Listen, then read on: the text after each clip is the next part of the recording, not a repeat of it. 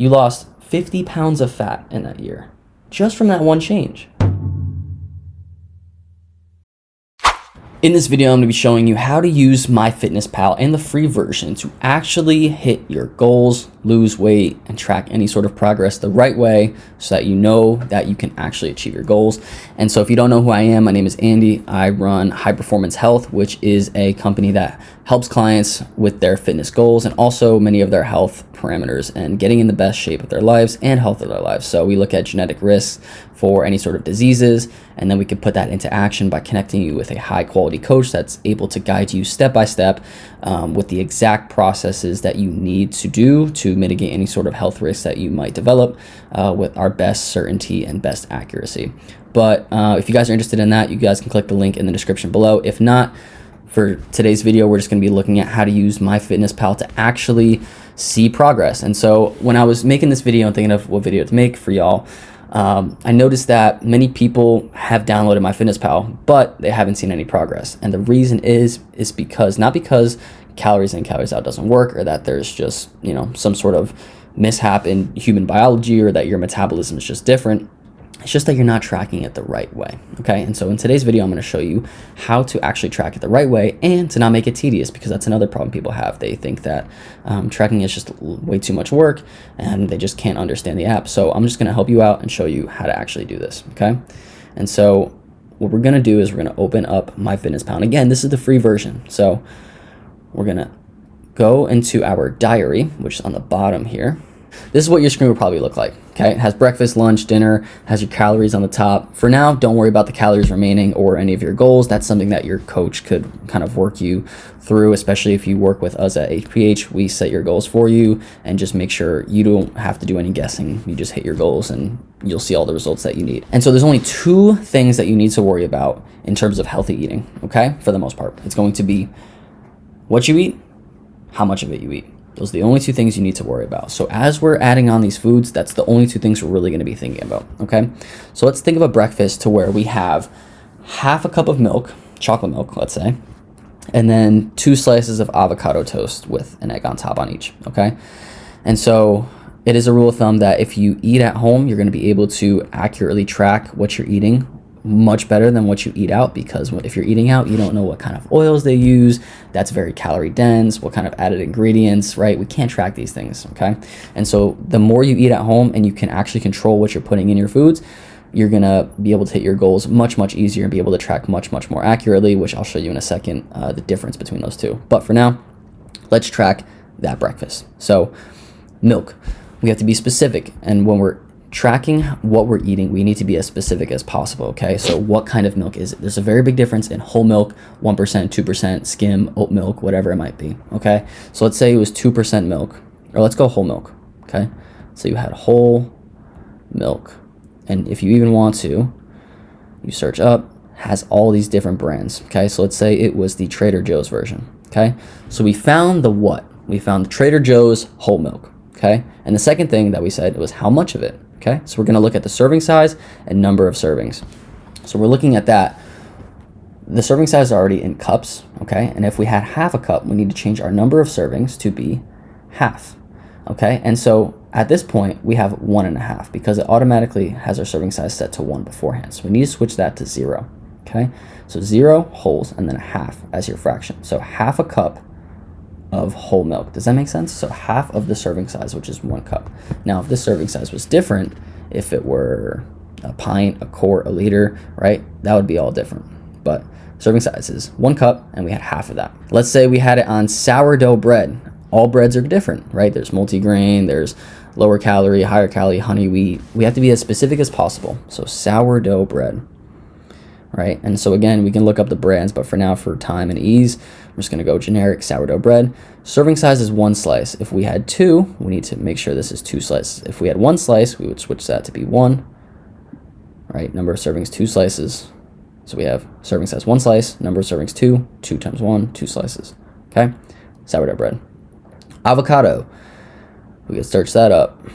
Avocado, here we see that it can be medium, small, large. So serving size is 1 medium avocado. And if we had half of it, we can make sure that it's half. If we had a whole, we can put whole and switch that to be one medium, but let's say we had half, okay? So half of one medium of an avocado, okay? And then if we had 2 eggs, we would search up eggs. Egg. Here it's 1 large egg, so we have the what? A large egg. And then how much of it? We had 2. So we need to switch this number of servings to be 2 of the 1 large eggs. So we had 2 large eggs, okay?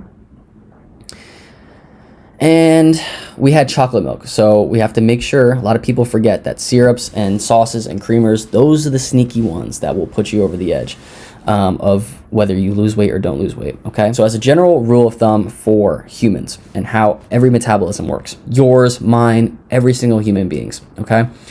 It just comes down to energy balance, okay? So we've all heard that you need to move more, eat less. And that basically just comes down to burn more calories than you consume. And so the more that you're burning, the more that you can consume and still lose weight, which is why we exercise, okay? But we want to find all the calories that we're eating, and we need to track that accurately, because if we're not tracking that accurately and we consume more calories than we think we are, we're not going to lose weight, okay? So chocolate syrup. And we can see here 4 tablespoons, which is honestly the normal serving size. Most people don't have 1 tablespoon, right? So if this were 1 tablespoon, it'd be 45 calories, but most people probably have 4 tablespoons there. Make sure you're accurately measuring that, okay? Because that'll sneak up on you. We can see that just 4 tablespoons chocolate syrup, 180 calories. If we do that over the course of breakfast, lunch, dinner, right? That's an extra 400 calories that we didn't think we were eating. And then that's when people don't see the progress. I said, I'm eating healthy, I'm tracking all my food, everything was right, and I'm just not losing weight. Well, just that one little slip up of just that chocolate syrup and then some other sauces, that'll put you over the edge, okay? So for this meal, half a cup of chocolate milk, 2 slices of avocado toast with 2 eggs on top, 738 calories, okay? And that's how we accurately track everything that's been in our body. Now, as a bonus, I'm gonna show you how to best go about your fitness levels in terms of if you want to lose fat, how we can eat the same things, make minor tweaks, it'll taste all the same volume, you'll still feel full the same, and we can lower that calories to make sure that you're going to lose weight and stay in that calorie deficit, which calorie deficit just means that you're burning more calories than you're consuming. So if you have calories burned, calories consumed, and we lower the calories consumed based on some minor tweaks, we can see that we lose that much fat, okay? So let's go on to, I'm just gonna put it in the lunch so you can just see, but let's make that same exact meal. Half a cup of chocolate milk, 2 slices of avocado toast with eggs, okay? And how we can lower the calories. So let's go with skim milk. Skim milk is very, very low in calories in comparison to whole milk. So let's say it was the skim milk here, non-fat, and it was half a cup. So we switch our serving size. We have the what, skim milk, and the how much. Keep reminding yourselves that. The what, skim milk, how much, half a cup. We switch our serving size, half a cup, okay? And then it was chocolate. So let's put Hershey's zero sugar chocolate syrup, 4 tablespoons, the same amount, okay? Let's put this bread here, this 647 bread, Schmidt 647 Italian bread, very, very low in calories in comparison to the sourdough, and it really kind of just tastes all the same. 2 slices, the same amount, 2 slices our sourdough bread, okay? And then we had half of an avocado, so let's keep the same, half of an avocado. And again, you can see how quickly I'm doing this now, because once you have it in your diary, it's saved on your history. Look how quickly it's taken me to add this meal. It's been like 30 seconds and I'm almost done. Okay, an egg, we're gonna switch this to 1 egg and 1 egg white, just to make it a little bit lower in calories, just for the sake of argument. We're already lowering the calories a lot, but we can lower it some more. So we switch that, and then we could search up egg white. And so we see it all pops up in our history. So we have the what, egg white, how much, 1 serving of 1 large egg white. Perfect. Okay, so the same meal, half a cup of chocolate milk and 2 slices of avocado toast with eggs on top, we went from 738 calories to 350 calories. Do you see the difference?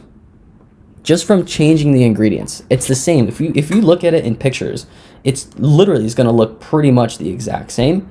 It's going to taste pretty much the exact same, and we saved ourselves 400 calories. So if you were at maintenance and you were not gaining weight or losing weight, and you just made this one change into your diet, you kept lunch the same, you kept dinner the same, snacks the same, everything, every exercise the same, whatever. If you just changed that, you lowered the calories consumed by 400 calories, you would lose almost 1 pound of fat per week. You do that over the course of a year, just from this one meal change. You lost 50 pounds of fat in that year, just from that one change, right? You can see how powerful this is in accurately tracking. Now on the upside, or the flip side rather, the negative, let's say that we switch this meal the opposite way. If we were at maintenance eating this, and then we switch to the first option, which would be this one here, we gain weight. We gain 400 calories per day, which is roughly, that's a little bit less, than 1 pound of fat gained per week, which over the course of a year is 50 pounds of fat gained per year. Just from that one meal change, we flip-flopped between losing 50 pounds and gaining 50 pounds, a 100-pound difference in 1 year, right? And so we could see how powerful it is to make our smart choices. And in terms of fitness and losing fat, okay, so this is different than health, but in terms of losing fat purely, we want to go for the lower calorie options. And that's where you're going to start seeing results. The tracking accurately, right? And the things that you choose and how much of it you choose. That's it. So the two things of healthy eating, just as a reminder, what you eat, which is the ingredients. And if we can find the lower calorie ingredients, we can make very big changes to our physique and our fat loss. And then two, how much of it, okay? And so those are the two things. That's how you accurately track your calories on MyFitnessPal. Make sure to include all of the ingredients that you're eating, especially the creams, the sauces, the syrups, any sort of ingredient that you're cooking with. Try to log it. And even some of them, like vegetables, they have like low calories here. Still track it, and I recommend tracking it for about a month or two. And again, for the people that say it's tedious, I showed you that once you have it in your history, it's very easy. That second meal that I added, since we had all the ingredients there pretty much, it took me about 40 seconds to type in that meal. Very quick and easy. 40 seconds to make sure that you have the structure and you're hitting your goals. 40 seconds per meal to lose 50 pounds of fat in a year. I don't know about you, but I'd take that deal, okay? And also, if you're doing this for a month or two, you pretty much have a really good idea of what's in your food. And if you're eating, assuming you're eating near the same foods pretty much consistently, you can kind of start looking at food and knowing what you're eating. You can know, I had a little bit more, I had a little bit less. You can pretty much start to guess the calories that are in it. So I would recommend, you don't even need to do this for life. I've been doing this for 2 years, and I kind of stopped at this point because I can almost look at food and see exactly what's in it. Some people might say that's a disorder. I say I have a good budget. If you're looking at a budgetary spreadsheet and you're making a budget for yourself in terms of how you want to live monetarily through money, you want to create an accurate budget. This is just creating a budget for your body. You have a calorie budget and you don't want to go over, or else you gain fat. And the same way, if you have a budget for your money and you go over that, you're going to be in debt, right? And then once you have that budget, if you don't change anything else and you start to live, you understand, like, okay, I know I'm spending a lot this month, way more than I usually do. I should probably look out for that. Or I'm really saving a lot. This is good, right? You can start to play around. You don't need to be as meticulously accurate in that budget. And this is kind of the same way with calories. So anyways, I hope this guys help.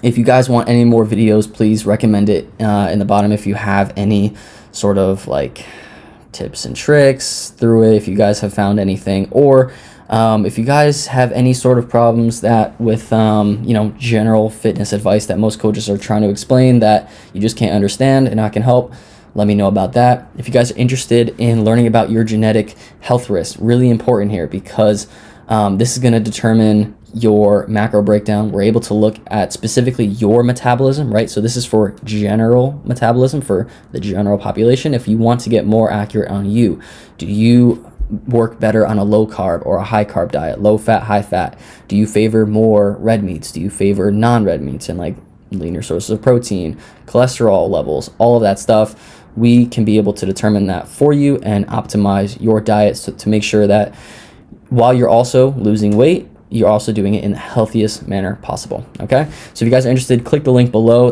or just go to hphgenetics.com. You can schedule a call with me or my team, and we can see what we can do for you. And we can also look at your health risks in terms of any other disease as well. Diabetes risk, heart disease, neurological risks, blood health, gut health, any sort of health parameter pretty much that you can think of, we can look at, and also disease risks. So things like Parkinson's, heart disease, AFib, things like that. All right, so we can look at that for you. But for now, I hope you guys enjoyed, and I'll catch you in the next one.